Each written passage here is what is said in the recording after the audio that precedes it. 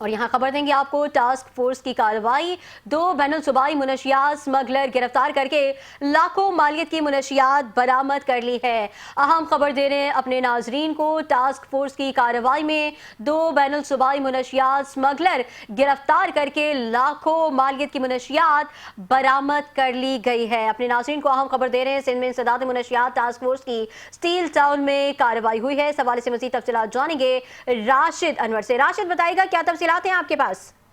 जी बिल्कुल, इंसदाद मंशियात task force की ये अहम कार्रवाई है जिसमें 2 अहम बैनुल सूबाई मंशियात स्मगलर भी गिरफ्तार हुए हैं।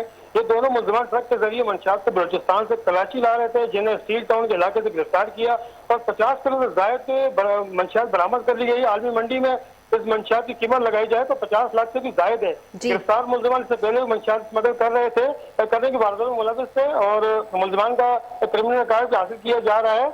मुलजमान की शनाख्त जो है गुलजादा और जमीर के नामों से हुई है।